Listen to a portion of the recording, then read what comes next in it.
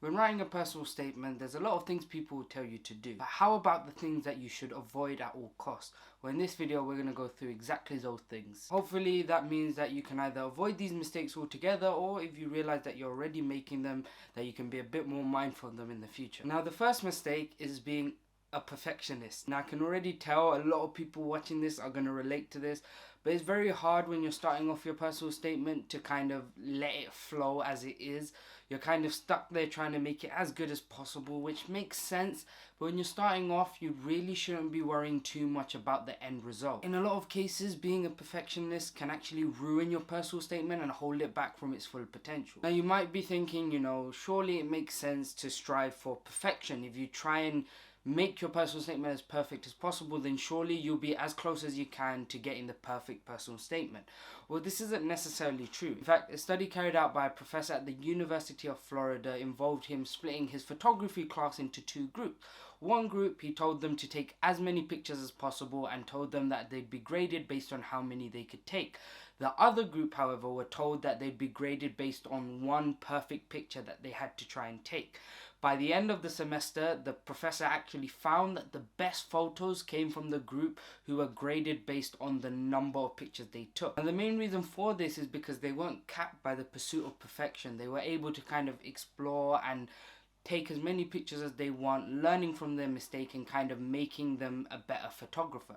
The same applies to your personal statement. You need to try and get as many drafts as possible, and through those drafts, you will naturally get closer to that ideal personal statement for you. However, if you're kind of stuck up on perfectionism from the get-go, then you're really going to struggle. In fact, I remember quite a few people who put off their personal statement, and whenever you'd ask them why, they'd always say that they were too much of a perfectionist and that they needed more time to think. Whereas the people who just put pen to paper ended up doing a lot better, were able to write better personal statements and just get it done on time. Mistake number 2 is listing your experiences. A lot of people fall into this trap. They want to impress the admissions tutor, so their go-to kind of thought process is that if I include as many experiences as possible, then I'll be able to stand out. So my goal should be to list everything that I've done. The reality is that when admissions tutors read personal statements like this is how they'll probably react.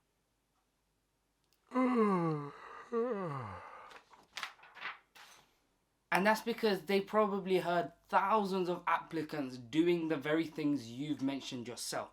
What they're looking for is your reflection. What have you learned from it? What have you gained from the experience? They don't care that you've done it. More so, they care that you've learned something. Now, this applies to any experience. For example, if you mention the fact that you got an A star in biology. To them, that's not super impressive because they've probably got quite a few applicants who've gotten that A star. However, if you talk about the experience and you reflect and you say, initially I was working at a C grade and then I started working harder. I started doing this, that, and the other. And as a result, I was able to get my grade up. That might be a lot more impressive to the admissions tutor. You've now gotten a better understanding of who you are as a person. It's also allowed you to just kind of reflect on the situation. Mistake number 3 is underestimating the 4,000 character limit. When I started writing my personal statement, I remember thinking that this was going to be an easy character limit to kind of keep myself within. It's a lot harder than a lot of people think. Now, I'm a huge advocate for the fact that when you're starting off, you should not be worried about this character limit at all. However, it should be something that's on the back of your mind as you're getting out more and more drafts and as you're getting closer to your finished product. Really get into the habit of teaching yourself how to cut down the characters, because by the end of it, you don't want to be kind of stressing out about the character limit, unsure what to cut out. Mistake number 4 is not putting enough emphasis on spelling mistakes. It sounds like an obvious thing, but it is really easily overlooked. Now, in reality, a spelling mistake or a grammatical error isn't a sign that someone isn't a worthy candidate or wouldn't be good for the degree. But you have to think of it in terms of the perspective of the admissions tutor. They're looking at your personal statement, which they know you spent months and months and months preparing for, that you've likely done many drafts of, and that you've read over a lot of time. So the least they're going to expect is that you have your basic grammar, punctuation and spelling sorted out. In reality, it's not that big of an ask, and there's a really easy way you can do it. The best thing I can recommend is to just show it to an English teacher. Ask them to look at the personal statement and kind of ignore the content, rather tell them to focus on the spelling, grammar, punctuation, and ask them for any advice about what you can change or if there's even any mistake. I highly recommend this over just relying on your spell checkers on your Word documents or even using software like Grammarly, because even they can miss out certain spelling mistakes, or they can't really pick out when something maybe doesn't sound right or doesn't flow as well. Mistake number 5 is more towards people who know they'll have interviews after their personal statement process is done, and that's to talk about something that you're not prepared to talk about further in an interview. This is really important because if your university is doing interviews and they're going to look at your personal statement, they will very likely ask you questions about something you've mentioned. Now, you have to be prepared to talk about it, whether it's a personal experience, something you've done in terms of extracurricular, or even a book you've read. This doesn't just mean that, don't lie on your personal statement and make sure you've read what you've told them you've read. That's kind of obvious. But that also means that if you're going to include something very personal, then make sure you're prepared to talk about it. If it's something that you feel you might not be comfortable talking about, or it might be a bit too emotional to go into detail about, just don't include it in your personal statement, because interviewers will naturally kind of be curious about it and want to hear about it. Mistake number 6 is not making it personal. I mean, it's literally called a personal statement. You'd think that people would want to try and make it personal, but I think the most important thing to do is to not try and artificially make it personal. Now, one thing I've noticed when I've seen a lot of people write their personal statement is they kind of sit there and they think, what does the admissions tutor want to see? The issue with that is that there are thousands of other students thinking the same thing, and they're looking for this one experience they can talk about that will really deliver that wow factor. When in reality, what you should be thinking about is, what do I want to talk about?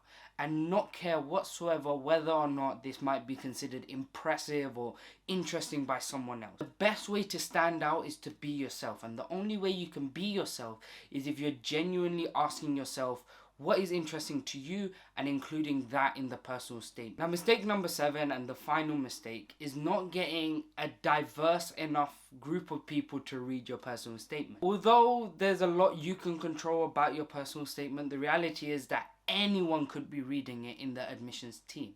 And for this reason, you want to make sure you have a range of different perspectives on your personal statement and a range of feedback. A lot of people kind of get 1 or 2 people to check their personal statement throughout the whole journey, which includes them reading multiple drafts. Now, the issue with this is that if someone's read a previous draft of your personal statement and you're making them read the updated version, they will naturally be comparing it to your last version.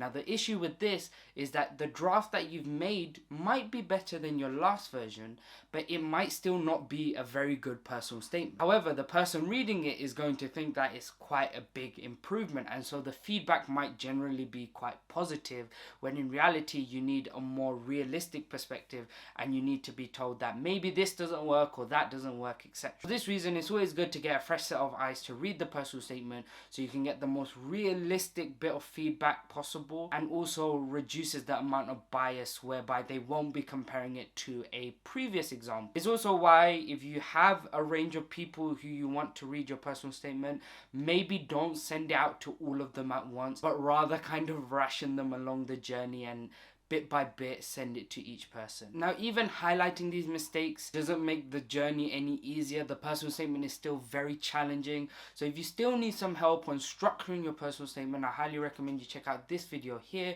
where I go through a basic 3-question structure you can use to kind of lay out your entire personal statement and give you a bit more structure, helping you stand out.